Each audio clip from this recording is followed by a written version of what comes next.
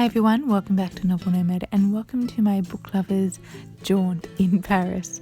A jaunt because one, it is incredibly short, and two, I only visited 2 English bookstores when I was in Paris.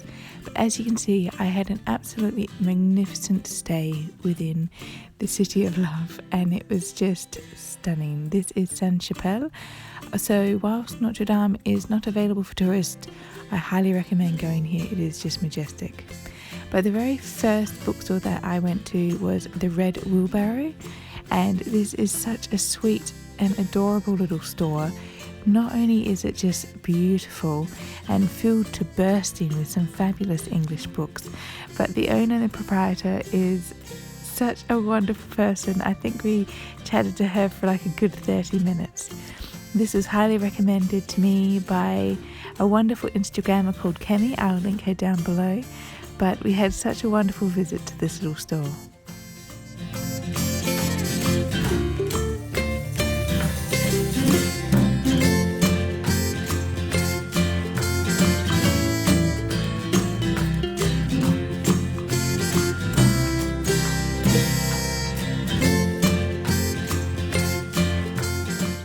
So whilst I don't have any video of Shakespeare & Company, I absolutely recommend going. It is such a beautiful and historic store, and there is a cafe next door where you can stop and have a little treat for yourself. But remember, of course, Paris has so many delicious things on offer.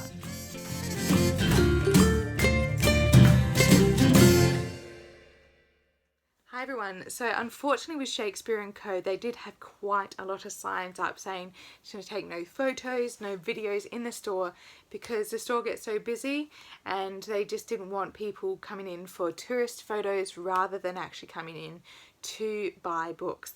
Of course I did buy books. I got very excited when I was there because they had fantastic amount of bee books. So as promised, I found once again all my books that I bought at Shakespeare & Co because I forgot to get them out for my other haul, and I've tacked it on to the end of a book lover's jaunt in Paris. So of course, as I said, they had lots of bee books, and I did get this beautiful book, The Little Book of Bees, and it's actually filled with illustrations, all these gorgeous illustrations of bees. And honey, just look at this bee. Oh, I love bees.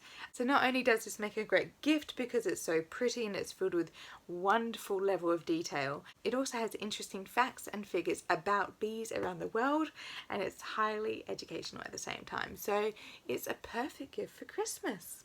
Once again, beekeeping. This is such a gorgeous little book. I'm interested in the idea of keeping bees, even though I don't eat that much honey. Go figure.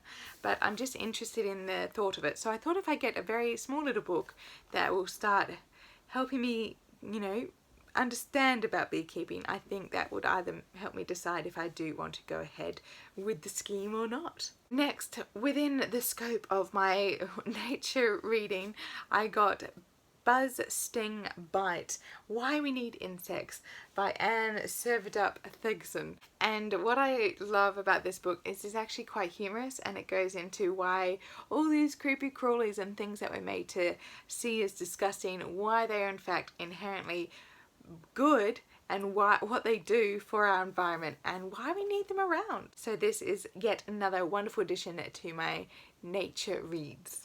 Once again, Nature Reads takes a prominent hit within Shakespeare & Co, and I got The Wisdom of the Trees by Max Adams. This is wonderful. The foil just caught me straight away. Just look at that. But what I do love is so much interesting detail coming out about trees, especially because they hold so much history within all these beautiful rings, and you can just test so much about the world and what was the conditions that the tree was growing in when it was growing. So I just love reading about nature. It's just such a fascinating topic when it just surrounds you all the time, and I feel like when you're living in this city as well, you want to understand it, so when you visit it you can appreciate it all the more. So now we're finally going into my fiction selections, and I got this one, which is a Virago classic book. It's Wave Me Goodbye, Stories of the Second World War. It's been edited by Anne Boston, and this is right up my alley. It's all short stories written during the Second World War, from the home front, men's experience of the home front, and all different aspects of the war. I just think this was such a fascinating topic to go into, especially for short fictions that were either written during or after the war, and just these reflections on people's existence. And finally, because Instagram made me do it, I got Disoriental by Nigel Devajad. And perfect selection because I didn't even realise until after she lives in Paris. It follows Kimia, her mother and her sisters as they flee Iran and they move to Paris, and they try to fit within this Western world, especially when they're trying to create connection but also keep their own culture. Is incredibly fascinating, and Europa Classics always do beautiful editions of books, so I saw it, I picked it up straight away. Alright, so I hope you enjoyed my book lovers jaunt to Paris. It wasn't that long because we only did 2 bookstores because we did do Disneyland for an entire day, but that was totally worth it. So I hope you're all having a wonderful day. I look forward to my book lovers guide to London, and I'll see you next time. Bye.